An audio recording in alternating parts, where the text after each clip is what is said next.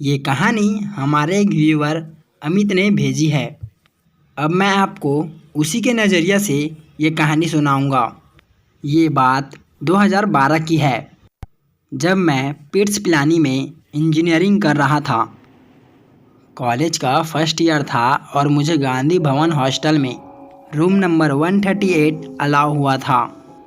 Hostel के पहले दिन से मेरे साथ कुछ अजीब सी चीज़ें हो रही थी। रोज़ सोने के बाद मुझे आधी रात में किसी लड़के के रोने की आवाज़ें सुनाई देती थी, जैसे कोई उस लड़के को बहुत बुरी तरह पीट रहा हो। कभी मुझे ऐसा लगता था कि मेरे रूम के अंदर कोई आया है और खिड़की के पास खड़े होकर बस मुझे घूरे जा रहा है। मुझे तब और ज़्यादा डर लगने लगा जब मेरे रूममेट ने मुझे ये बताया कि मुझे कोई ऐसी आवाज़ें नहीं सुनाई देती। शुरू के पहले महीने में हमें 4 दिन की छुट्टी मिली थी। कई लोग अपने घर चले गए और हॉस्टल में बहुत ही कम लोग रुके थे।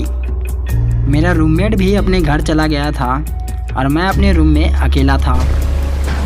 उस दिन बाहर बहुत ज़ोरदार बारिश हो रही थी। करीब रात 12 बजे दरवाजे पर ज़ोर ज़ोर से ठक ठक होने लगी। मैंने दरवाज़ा खोला तो था पर वहाँ कोई नहीं था, और जब मैं वापस मुड़ा तो मेरे रूम का सारा सामान बिखरा पड़ा था। बारिश और तेज़ हो गई, जिसकी वजह से सारी लाइट चली गई। कुछ देर बाद दरवाजे पर और ज़ोर से ठक ठक होने लगी, लेकिन इस बार भी बाहर कोई नहीं था। तब मैंने देखा कि मेरे बगल वाले कमरे में, जिस पर हमेशा ताला लगा हुआ करता था, वो खुला पड़ा था। पता नहीं मुझे क्या सूझा, पर मैं अपने आप को उस रूम के अंदर जाने से रोक नहीं पाया। अंदर घुसते ही कमरे का दरवाज़ा ज़ोर से बंद हुआ। मुझे फिर वही रोने की आवाज़ सुनाई देने लगी, जो मुझे रोज़ रात में सोने नहीं देती। तभी मेरे पीछे की अलमारी बहुत तेज़ी से हिलने लगी। मुझे ऐसे लगा कि उसके अंदर से कोई बाहर आना चाहता है।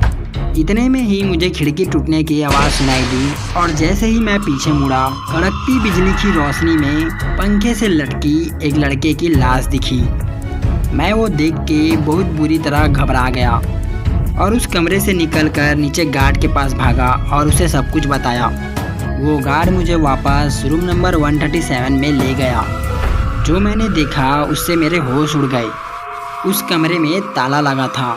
गार्ड ने मुझे बताया कि वो रूम पिछले 15 सालों से बंद पड़ा है। उसने बताया कि वहाँ एक लड़का रहता था, जिसे यहाँ एक प्रोफेसर की बेटी से प्यार हो गया था।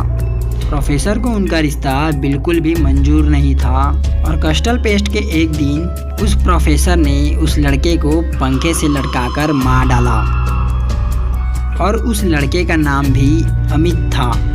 ये सुन के मैं पूरी तरह दंग रह गया। मैंने अगली सुबह ही अपना हॉस्टल चेंज कराया। उस रात के बाद मेरे साथ वैसा किस्सा फिर कभी नहीं हुआ, लेकिन फिर भी मेरे अंदर उस हॉस्टल के सामने से गुजरने की हिम्मत कभी नहीं हुई। अगर आपके पास भी ऐसा कोई एक्सपीरियंस है तो हमें ज़रूर मेल करें।